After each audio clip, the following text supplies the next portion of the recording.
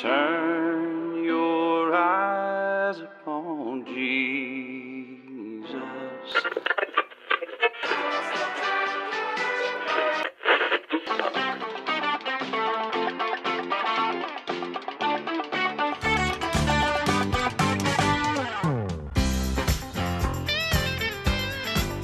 Hello everybody! Welcome back to another episode of Days of Our Lives! Today we discover what happens when Dr. Octoocolic decides to marry his sister-in-law because of some financial ruin, and that sounds really horrible. Just kidding. This is Mullins Studios Podcast after... What's that? You okay? You okay there, buddy? I'm fine. Just... I was not expecting you to say that. Well, I mean, you know, to give that illusion of, well, I'm not sure where I was going with this, but I just figured, you know, throw the audience for a curve loop because it's been, like, what, a year or two since we've done a podcast? Yeah, give or take. Hey guys, it's me, NBC Mechachu, back to co-host. Yeah, so, I don't even watch, soap operas. I know my Nana Phyllis used to watch General Hospital back in the day, but, you know, that was been, gosh, like the late 90s, early 2000s or something, but what I hear talking about... As one? What's that? Would Roseanne count as one? Maybe. I'm not sure. I guess, sure, why not? We'll count that. Okay. Yeah, but today we are doing a visual podcast, which means I am recording what's happening on screen and such. Because technically, this would be the first time you've done one of these visually since episode 12, I want to say? Oh, back when it was me and Black Cross with the camera and us talking on the couch? Yeah. Yeah, okay, it's been, I guess you could say it's been that long, but... Today's episode is mostly an inspiration because of my good friend NBC Mechachu, because That's me! My goodness, what happened to your voice, boy? Anyway, so I'm gonna hear him talk a little bit about his love for why he prefers the diecast range more than the other ranges of Thomas merchandise, and after that we're gonna kind of go through the years and the history of the diecast range of Thomas the Tank Engine and Friends. But first, I want to ask a very important question. How are you doing, Mech? I'm doing okay. Coming clean on this, we were originally... this is technically the second time we've had to record this. Last time we recorded it, when we heard the playback, Delmar's voice started echoing.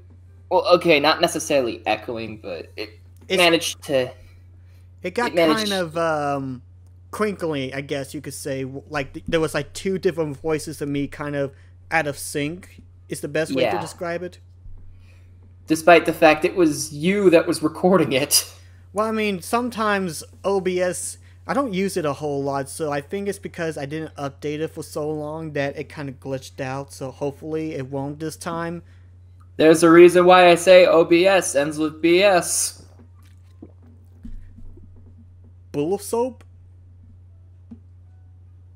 Bull... Honky. Bull sure, hockey. Go with that.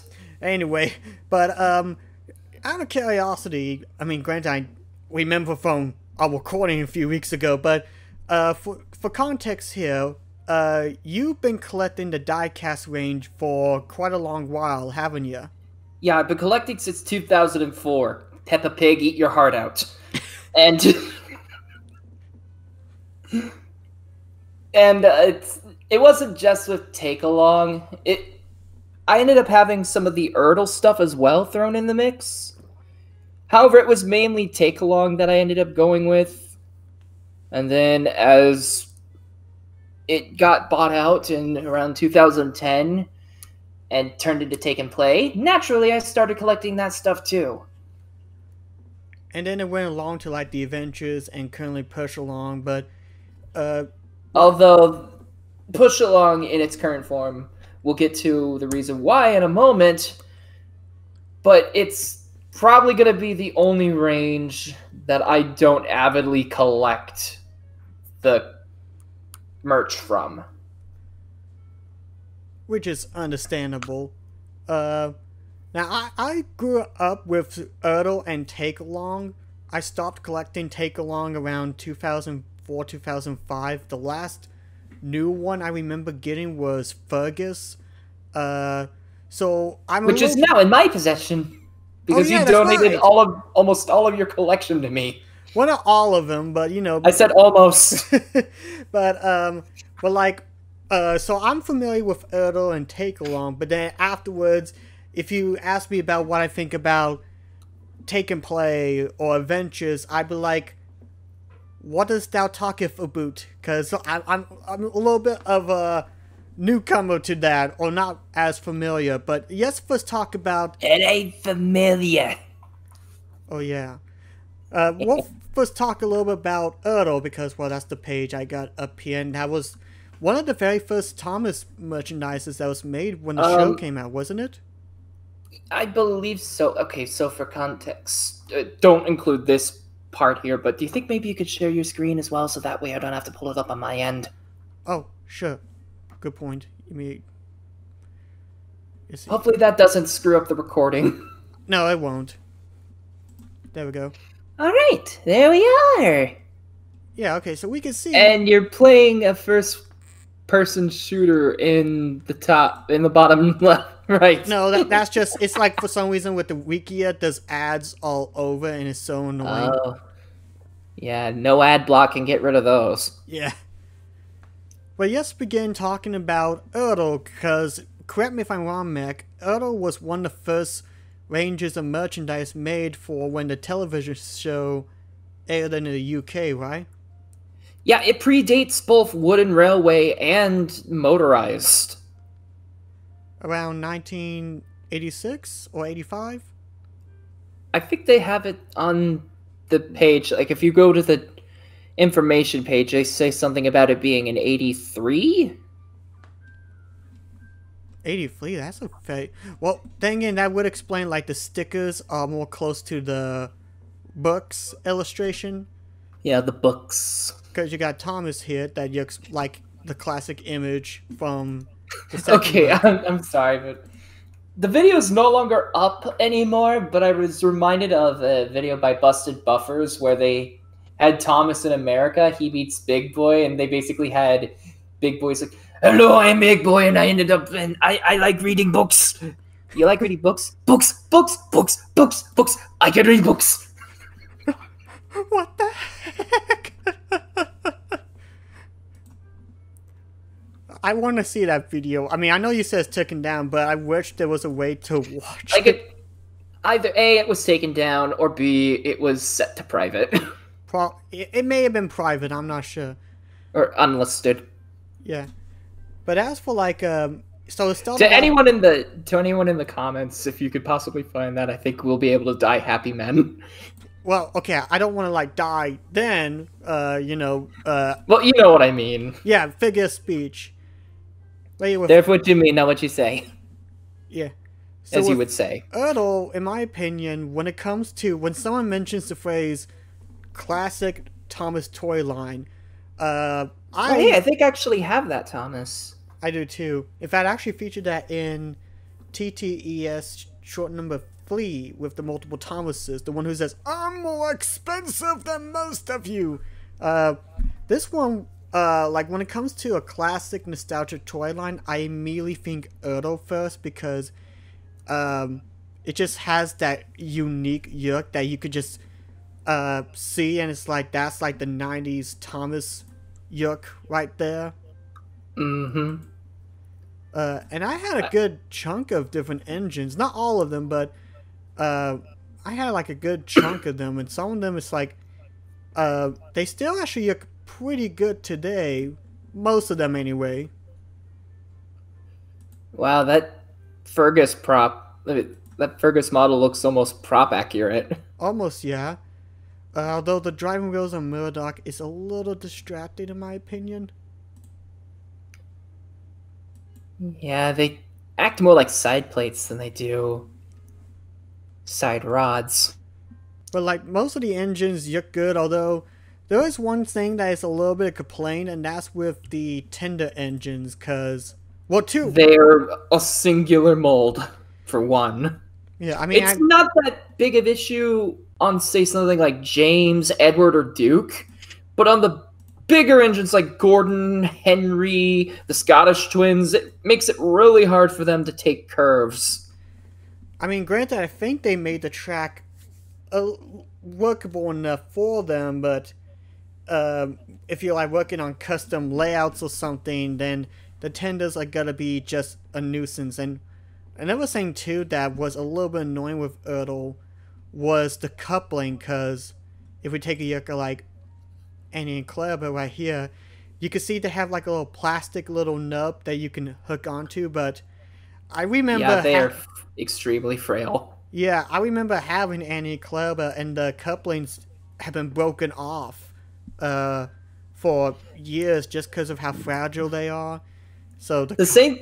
I think I could say the same for my Ertl Caldi that I had growing up, because the couplings just deteriorated on it on both ends. And it's weird too, because like, kind of think about it, I think it was the engines that was die cast. When it came to the rolling stock, they were mostly plastic, I believe. Yeah, not just the engines. Like in the case of Caldi, aforementioned, the couplings, instead of being die cast, or I guess in another case, Thomas, they were plastic. So it definitely wasn't like, I mean, it was mostly die cast with the engines, but when it came to like the couplings and then for like the rolling stock and I think even like the like when it came to like, I don't think Cranky was just a plastic location, I believe, wasn't he? That is probably the weakest Cranky I have ever seen. And he has a ridiculous hook there. I mean, like, what happened, buddy? I'm lifting weights. Yeah, I lift weights, yeah. It's very good and practical, yeah. Although, sadly, this was like one of the only ranges that had like the canal boat, which is that was another one you were gonna send. Oh yeah. Well, I don't know, because I love the canal boat. It's my favorite. It's pretty. I mean, you can have it. It was the only range that I think that has this in toy version, I think. Yep. And then, of course, where's the set? Well, they have the... Oh, by the way, the most random character pack you will ever see. I'd say that title goes to the 4-pack of Duncan, Duck, Trevor, and the Sodor Line Caboose. Oh, you're talking about for like Wooden Railway, aren't you? No, I'm talking about for Take Along. Oh, I'll have to take a yuck at that when we get to that page. But yeah, here's what the sets you have to like, and you can tell that they were made the curves wide enough so that way a long engine like D199 and Gordon could fit in, but it was still a little bit awkward looking. Pay attention to that tunnel. We'll probably see it again soon. Oh yeah, I forgot. We'll have to take a yuck at that again, but same with that bridge. Actually, speaking of, it says I remember having... Wait, was it... Oh yeah, I remember having the Wellsworth carrying along play set. I unfortunately lost like the buildings in it, but it was still a really cool little fold out that you can have your own little playmat. Definitely looks like it would have worked as a suitcase. It kind of was like a little suitcase almost. Unfortunately, a little cute suitcase. Unfortunately, I lost this years ago, so it's lost to time, but still, I really liked this little playmat here with the Ertl.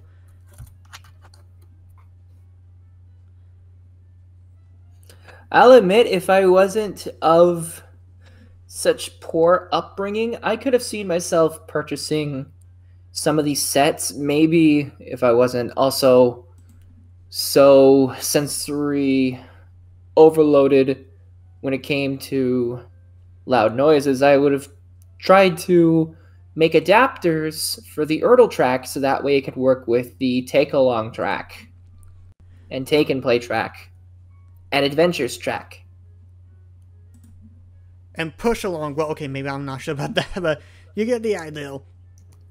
Hang on, can I have you click on an image with one of the tracks again? Which one? For the playsets? Like this? Okay, maybe go to the one with the tunnel. Oh, the tunnel one. Okay. You know, that could work just as well as pieces of road. Oh, like have it be used as roadway track? Yeah. I can actually see that. Yeah, I could. But yeah, Erdl, I still have fond memories of it, but when it comes down to like my favorite diecast range, that title belongs to Take Along here. Wait, before we go on to this one, what would you say is your favorite of the Erdl range and least favorite? Well, that's a tough one. Well, I guess if I had to choose a least favorite, I didn't like how Bluebell was just essentially a Thomas reskin. The prototype image looked way better in my opinion. But then for my favorite, I have to admit, the rolling stock, I've actually grown fondness in because some of it looked really nice, like the different express coaches and the different types of troublesome trucks. Yes. The express coaches. Oh, yeah. But we'll get to that in just a little bit. As for me, I think my favorites are probably a toss-up between any of the characters that weren't covered by Take Along going forward, and any of the rolling stock. As for my least favorite, it would probably be a tie between Bluebell, Flying Scotsman, and Diesel 10. I don't know about Diesel 10. He looked the most menacing in Erdl, in my opinion.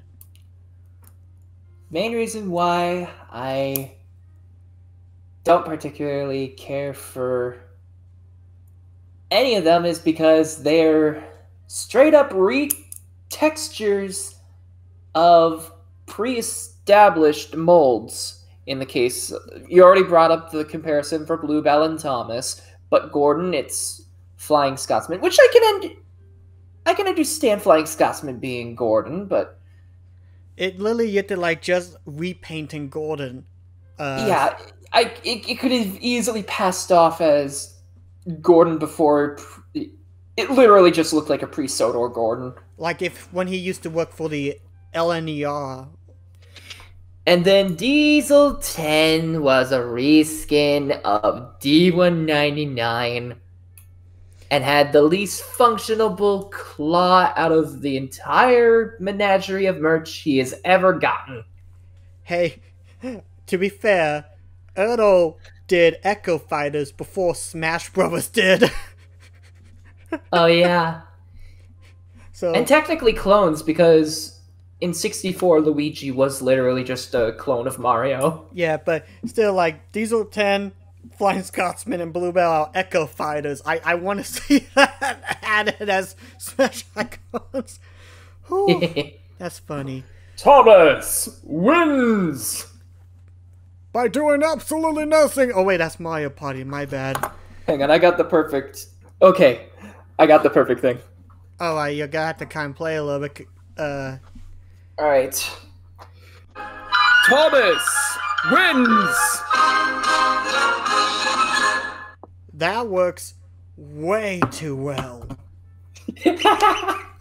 BBC concert, baby! Like, I am gonna... Oh yeah, that's right, we used that as Well, it was originally the intro theme for Thomas Company's and the Magic Railroad, but we changed it to Steam, so... I didn't know that. Oh, I'll have to show you the original intro if I can find it, but, anyway, let us talk about the glorious Take-Along, because in my opinion, Take-Along improves a lot from Erdl. I still like Erdl, but if you had to let me choose, Take-Along improves so much. Because, for one, the tenders are separate! Yay!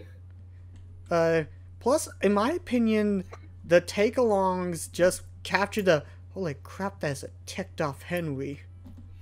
Oh yeah, that's from the DVD pack from yesteryears. So, for some of the characters, they had different facial expressions. I'm surprised we didn't run into one for Thomas, because he had one as well. But they were comboed with various DVDs of older episodes. Yeah, like this. Yeah, so I had James and Thomas's set pieces, and then I managed to get Percy and Diesel secondhand. I think I had the, I wish the image quality was a little bit better, but, I know that I had the Percy one, where he, takes the plunge. Percy takes the plunge. Yeah, I did have that, and I want to say I had the James one, I think, but that one I can't possibly remember. But I did have the Percy one for sure. Yeah. Unfortunately, most of what's been left in one piece for me are the track pieces. The accessories have been lost due to constant moves, and because I, at the time, never got the appeal of literally just having the same character, but with a different facial expression, as a kid, I doodled over a lot of them. True. And, oh, is that the random multi-pack you were talking about there? No. Oh. But it definitely looks as bizarre. Yeah, because one of these engines have nothing in common. I'm not sure what's going on. You got two standard gauge engines, a narrow gauge engine, and two road vehicles. Although one of them could technically be an off-road vehicle. Yeah. And then, because of the track. Oh, the other improvement that these engines have made was... The couplings. Yeah, because they were, well... I forgot, what was the term that you would use for them? Smart magnets. Smart magnets, that's the word. I kept calling them dummy magnets, but it's like, no, they're smart. Because, as opposed to how that was back in Erdl, these things have a two-way connection. Think wooden railway with its magnets, except not in the shape of a circle, and able to be connected in more than one direction. That, and I think I mentioned this before, of how the engines just look better in Take-Along, because they felt more sturdy. They had a lot of weight to them. Like, some of them can be pretty hefty ones. That's definitely the trade-off you were getting when swapping over from Erdl to Learning Curve. Yeah, like, they definitely felt like they were built to last, in my opinion. And they still look very well, nicely done. Like, I'm just looking through all the engines, and it's actually now giving me the itch to wanting to get all the take-alongs. But it's like, that's so many collections, man! Oh, dear, but... Just stick with the wooden railway stuff. You have more variety. Yeah, but they look so good! Like, at best, I could see you purchasing maybe the narrow gauge stuff for scale. True. Though Mighty Max wheels are a little bit awkward, but, you know, that's still a small... Then again, that's Mighty Mac. Yeah. Also... Actually, were his wheels even that size on the model? I don't think so. But, although one thing as I was looking through our previous old recording was that I love the look of the metallic engines because they just look so gorgeous here. Oh, I just thought of something. What's that? If they made these in the CGI era, would they... If these were made around the time that we were in the 2010s, would we have gotten them called metallic? Oh! I see what you did there. There was a delay. I was like, are you alright? You're a funny man. Taught me everything I know. Yeah. Although actually Diesel looks more silver than black in this image, but I think that's just because of the lighting. I think it's more of a dark gray. Yeah. Yeah, if anything. I could have swore that there was a metallic Mavis at one point. Oh, I think it was in, Oh wait, no, that's just a Silver Thomas. That's the Diesels? I'm not sure. But the reason why that they were called Take Along was because that they actually was like a folding set. Like, for example, this here, the workaround shed, there's a little latch above the roundhouse. A roundhouse that you could actually like push the turntable in here and put all your engines and track above here, and you can actually take it with you. So like if you were gonna go over to your grandma's house and you wanted to bring your Thomas set, you didn't have to worry about trying to make sure all the tracks was like in a box and everything. Like you could fit it all in these sets, and thus the term Take Along. And it was a really clever idea that deserved its namesake there. Like, just look how much you could probably, like, you could fit like those track and engines in this mountain right here, and it just worked it very well. Daniel, I just remembered something that we skipped over from the last one. What's that? The artwork on the packaging for Erdl characters. Oh, I don't want to, York. They're so scary. Wait, are they? Well, okay, they're not scary, but they just provide so much weirdness that because I imagine that we were gonna get into talking about the character cards. It only made sense for us to talk about this too. Okay, you make a good point, but yeah, the character. I think I passed it. Oh wait, those Shiny Time Station collected cards. But at least these, well, minus Oliver. What the heck is going on with his color scheme? Send it back! You gave us a prototype! Yeah, take it. You sounded like Alec Baldwin's Duncan there. It's like, take it back! Take it back, please! This bridge is as tame as a wee rabbit. Okay, this stuff right here, the Ghislaine artwork. Oh no, we're gonna dive. Like, some of them look good, you know? Well, Like, that's because of the case of Thomas. We grew up with it during the 60-year anniversary stuff. Yeah, like, the main engines look fine, in my opinion. But then you get to the others. Like, Oliver. I thought Oliver looks okay. Okay, so I'm gonna send an image for you to compare it with. Because, okay, so card illustration. Let's see, Oliver. This is what we got for the trading card. Pick your poison. You see, we can either have that.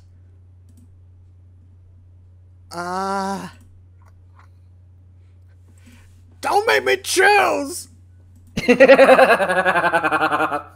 Don't make me choose. And, oh gosh, Flying Scotsman. What happened to you, buddy? You look like Green Arrow right there. Honestly, this should have just been Green Arrow. Yeah, I think that would have worked better. And, like, we could just riff these character cards the whole day. But, unfortunately, we don't have the time, unfortunately. And eventually they would have gone back to redo some of them. Like, for example, I know that they redid Daisy. I just mentioned Oliver. They redid Derek. Derek doesn't even look like he was finished. Yeah, and Bear just looks like he he just saw a murder scene and is trying to keep everything calm. I'm an eyewitness, and I'm definitely just gonna keep to myself because I have the right to remain silent as a common American. What is that voice? I don't know. I just thought of it on the fly. I don't know how, but if I somehow get like either an Earl Bell or something, that's just gonna be the voice. It's like Really?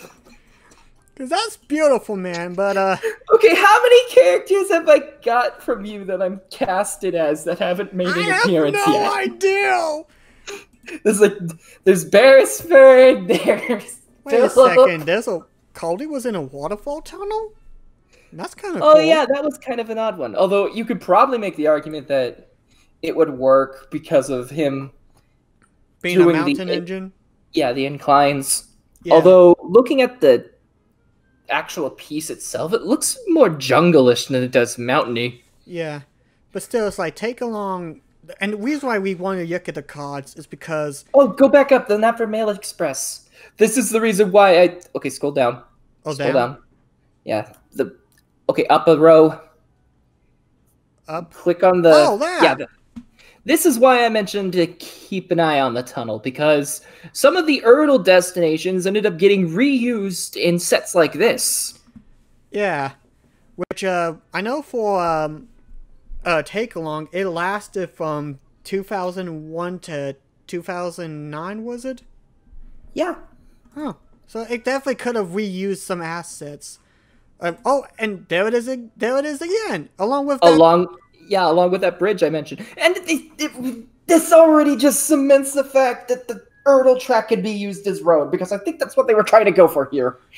They could, but the reason why we mentioned look at the character cards earlier is because a lot of the engines in the packaging had a character card that showed, like, you know, the color, the personality bio of the engine, and this was just a fun way, and the cards were actually not part of the packaging. They were its own separate thing, so you didn't have to worry about Yeah, they were collectible. Oh yes, my favorite member of the original set of characters, he. Yes, my name is He. I am a very special engine. Yes, you really are that special. Yeah. Okay. And some of Okay, them, we need to... Wait, why did Percy not have a number 6? I'm not sure. I think that might have been like a Fatu Era card or something. Well, I know that some of the subsequent cards didn't have any of the stuff. Yeah. Although some of the character cards are a little bit odd, considering sometimes they just had like They basically took a page from Wooden Railway and just slapped the promotional image of the character on a background of a railway line. Yeah. I mean some of them you couldn't help, like obviously since Coldy. Oh and gosh, Mike, I completely forgot that Coldy was right next to the windmill. Yeah. Like obviously with Coldy and Mike, since they never was in the television series at the time. Mike D199 and Coldy get the pass, but characters like Stanley, like, okay, I can understand Stanley a little bit as well, because at the time he was still new, so they probably didn't have any promotional images to go off of. But for characters like Toad, Stepney, Daisy, and Oliver, you could have pulled from the archives. It was definitely an odd choice, and then with characters like Rocky, they decided to just flip him around. He wasn't even facing the camera. Yeah. But still, like, Take Along, I think, was the high point for the diecast range. I mean, granted, yes, there wasn't a whole lot of variety of... Well, I mean, you know, some good variety of rolling stock, but in terms of coaches, you only had Annie and Clarabelle, and then the cabooses. Am I correct? Yeah. And maybe the mail cars, if you want to count them. Yeah, I think that might be stretching a little bit. Because I know that some express trains, at least in America, from what I understand, there's a mail coach. Yeah. But oh yes, the Walmart and Target tie-ins. I actually own a Walmart caboose, although it was secondhand. Well, still, you owned it. But anyway, we're getting a little bit short on time here, I will admit. So we're going to... yeah, we're going to need to speed this up. Yeah. Take and play! Yeah, this was the successor of Take Along. And looking at the gallery, you'll immediately understand what we're going to be getting into. Yeah, so, which engine you want me to highlight for your, decent rant, I guess you could say?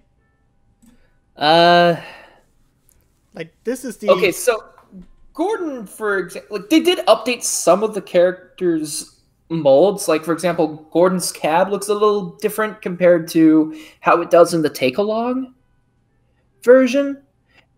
And the buffer beam's a little different because originally they all were circular, give or take, Harvey. And in the case of characters like Bill, Ben, and Salty, they just got new designs altogether. But then we enter into 2013, where we see that they swapped over from the proper axles to pinwheels. Think of it similar to the axles on a Hot Wheels car. And I'm not just saying that because both of these are owned by Mattel. And then we head into September of 2014, where they did probably the biggest mistake with the line. Getting rid of the two-way connection magnets. Well, the shape of the magnets I could have been okay with, so long as they decided to allow you to connect them in either direction. But nope. The characters end up having their magnets literally taken from Wooden Railway. And they were back to being not so smart. And on top of some of the characters being squished down, the buffers no longer being painted in. Like, Edward's a prime example of this. If the character has more than 6 wheels, they decide to just mold on the additional wheels, so that way it would act up as a cost-cutting measure. Yeah, I just noticed Spencer here, like, this is his, although his face looks so silly there, I don't know why, because of the double... Yeah, that's the Take and Play Spencer. And then he just kind of shrunk. They got rid of the windows. The windows! Oh, and in the case of tenders, I would have been okay with characters like Donald and Douglas, where they got their tenders shrunk as well, but they didn't need to change the wheel number on the tenders for characters like Gordon and Henry. Yeah, and I'm looking at Hero. Hero's, like, his tender is massive, but then it's shrunk down like a chibi. I kid you not, the colors on him kind of look like something you would have seen on a cheap dollar store train. Yeah, and then here's Connor, like, his tender's like, I think it's even bigger than Connor himself, but then, yuck. Same could be said for Caitlin. Yeah, well, then again, somewhat of this, I'm not gonna say they're exactly the same, but, I mean, they're very similar, so... And, I mean, there's some engines that look good, like when they redesigned Fearless Freddy. Yeah, like Fearless Freddy did good, and then... That's literally just the take-along Fearless Freddy that they posted an image of. Oh, well, there you go. Although, to be fair, they didn't really have much of a difference at first. Although, in terms of the sets, they weren't exactly taken playish, I guess. Because there were still some sets that you could take on the go and such, but you couldn't you couldn't separate the tracks. There were still track packs, but there was nowhere to store it. So obviously you had to kind of juggle around with all these different track pieces, and a lot of them kind of looked at a bit bizarre as well. Like, what is this? I'm pretty sure there wasn't even an episode of the show that talked about sharks. Yeah, I guess some of these sets, they definitely got a bit gimmicky, I want to say. Oh my... Okay, we're coming down to the sets that I was going to talk about and where they just, in my opinion, stopped trying. And that would be for example, Thomas at the Rescue Center. That's literally how little they cared about the track. Yeah, what am I even looking at exactly? It just seems like a weird hodgepodge of whatever it is. Although I will say, despite its shortcomings, it probably had the biggest variety of characters. That part I will agree on, the different road vehicles we got, and we got very obscure ones, the one I was very surprised to see, if I can find him, is Big City Engine. That is... Yeah, prior to 2014, the only time he was ever made in the merch form was Wooden Railway. Yeah, and it's very interesting. He actually looks good in that. I'm not gonna lie, he actually looks very nice in that model. And then I think the same thing could be said for Class 40. Let's see, where is that lovely little... There he is!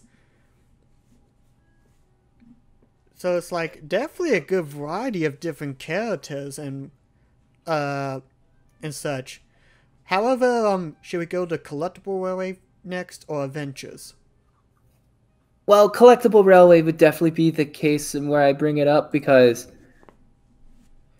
Collectible Railway was a range that ran in tandem with Take and Play, but in places like South Africa. And they end up using the connectors from this Hot Wheels brand of engines that were known as... let me just try to find it. It was from the Rapid Transit set of the Hot Wheels range. I'll provide a link for you in chat, so that way you could check it out yourself. So compare the couplings on those to that of the Rapid Transit stuff. So compare that coach's coupling to that of the Collectible Railway Rosie. And it's pretty much identical. It's basically a splitting image. Which, I guess it made kind of sense for saving, because this was at the time when Mattel was struggling with profits and such, so it just made sense to change it, even though... on the plus side, it works with Ertl. Yeah, but then when it comes to the take-along stuff, didn't they make an adapter thing? Yeah, they made it for Take and Play when it was using the dumb magnets. However, if you wanted to make it to where they connected with Take-Along, you would either have to A, splash out on a 3D printer to make your own adapter, or B, possibly get a hold of a now really hard to come by playset from 2012. And I just pinned it in chat. Ah, okay. Because it has a unique piece that allows you to connect the magnets of the take-along and early take-and-play engines. And I feel like, in theory, it could work well with the Adventures and Rapid Transit stuff. But then eventually they will release them as Adventures in the United States. And the track type was also carried over. And I think they end up using the same type of track as Motorized Railway, just a different color. Oh yeah, there was also a habit of them making one of the twin characters available in worldwide, but not the other. So for example, I think Ben was exclusive to Collectible Railway. but we only got Bill. The same thing with Bash and Dash. We got Dash, but no Bash. Which is kind of odd, but who knows? But then, and then, of course, one thing that definitely affected was the different rolling stock that was made. You think they carry over some of the rolling stock that was from Collectible Railway, because if you go back to that gallery, there was lots of it. Hold on a second, let me take a look at it real quick. Oh, there we go. Oh wow, that cargo crane is kind of unique. If I had one of those, I'd probably use it as the crane for the Skarloey Railway, because I think they have a crane rather similar looking. Same thing with the log cars. Yeah, and then there was the head end. And the slide cargo van. So it's like this. I'm surprised they didn't do this. It would probably save them some money or something to transfer the rolling stock over. Yep. And then we get into Push Along. Oh boy. Here we go. The track. That's the reason why they made it compatible with Trackmaster. The track. It's literally the same, although did they kind of expand the diecast models to where it could fit on that track? They should have just used Superstations. That track would have worked with everything. Pretty much, because here you see Adventures there, minis, motorized, so it's like... Literally the only thing that's missing in that picture is wooden. And of course, at the time, it was just wood, and less we say about that, the better. You mean Meeple Railway? Well, okay, I mean, that's good, but you get what I mean. Yeah. Yeah, if I recall correctly, in the Adventures range, the Tidmouth sheds that they had, I was thinking of reusing, if I ever got it, for Farquhar sheds, because I'm pretty sure both ends, like, all three sheds are open-ended. Like, there isn't a wall. It's not a dead end for all three of the tunnels. Yeah. And then, of course, eventually, the push-along will be transformed into the All Engines Go range. Which, unfortunately, it's this range they decided to think, hey, our stuff doesn't look like it's that well detailed. Let's go and actually do that. I mean, I'm glad that they're making it to where they're detailed again, knock on wood, but it's almost like as if they were waiting for the reboot. Yeah, because I've seen, like, unfortunately I haven't seen them, like, in person at my store yet, but seeing reviews online... Okay, remember when I said that I was probably not going to pick up any of the adventure stuff? Well, not the All Engines Go push-along stuff? Yeah. I might make an exception with Kenji. True. That one looks okay. Yeah. And, like, some of the push-alongs do look good. Even though I have no idea what the crap these four are. The rift... Generic bullet trains. Yeah, I will probably be, like, skipping y'all, because y'all just look so awkward. Dumb. Looking. I was gonna be nice, but details. But yeah, that's pretty much where, like, the journey kind of ends there, is that it's now part of All Engines Go. So... And, yeah, when the reboot happened, this ended up going into effect with everything except for Bachmann, although I can understand that because they're a separate company from Mattel, and Wooden Railway. Not only did they decide to go with the legacy look, but they decided to, in the case of characters like Gordon, make them look proportionate. Which I can quickly get an image up because, well, of course I will have this bookmark and such. But yeah, it's like there's Gordon for Wooden Railway, and then here's this. Yeah.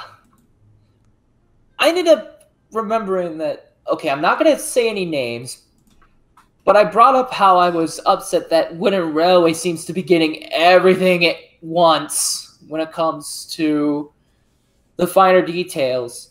And one person was not only trying to tell me the fact that Mattel doesn't own Wooden Railway, but when I was venting in the vent chat of a Discord server about it, they were basically along the lines of, "Oh, boo-hoo, play me a song on the world's tiniest violin." And it's like, I mean, it's understandable because it definitely felt like that after 2014, the diecast range definitely felt like a second fiddle almost compared to some of the other ranges, because it definitely felt like they were focusing more on motorized, and then now with Wooden Railway, and so it felt like kind of second fiddle a bit with the diecast range here. And again, I'm pretty sure that Mattel does own Wooden Railway. I mean, they're the ones still calling the shots. Yeah, it's a different division, but that doesn't make it any less Mattel. Like, for example, this stuff is being made through Fisher-Price. Does that mean it's not Mattel either? Technically, they own Fisher-Price. Exactly. To say that Wooden Railway isn't being distributed by Mattel and owned by Mattel, I can't even think of an analogy. I'm just that befuddled. Yeah, but still at the same time, I think it is interesting to go through the history of the diecast range and seeing how it all goes. Although there is one sprinkle of hope if I'm able to touch on Wooden Railway one more time. Okay, I'll make it quick because we're almost out of time here. Recently, it's been announced that All Engines Go characters are going to be coming in the next wave, and depending on how successful that is, maybe, just maybe, we could possibly see legacy characters be brought back into the other ranges, because this would make Wooden Railway the first multi-styled range. It would be cool to see that and see them like giving more detail and for the legacy yoke of the engines like they've done with All Engines Go. So who knows? Although at this point it's Mattel, I'd be getting my hopes up a little too high.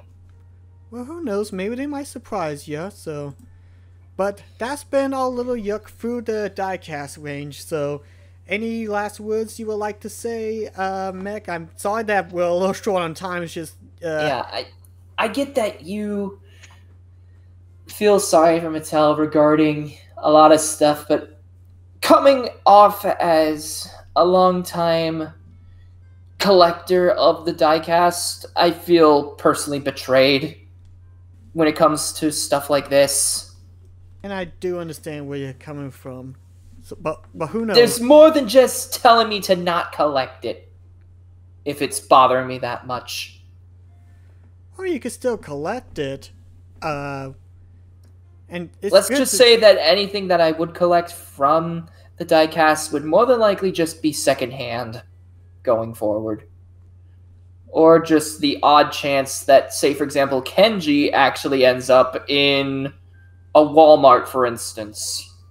Because if I recall correctly, the only other time that Kenji was made for the merchandise, it was a Japan exclusive. Yeah, the Thomas Wood Kenji, and then Motorized would have Kenji as well. Oh yeah, Kenji was also in Motorized, and that was in America. Yeah. It definitely felt like Kenji for Thomas Wood was like a last minute thing that they made, but then decided to shut it down and just decided to just make it Japan exclusive. At least that's from what I've seen so far.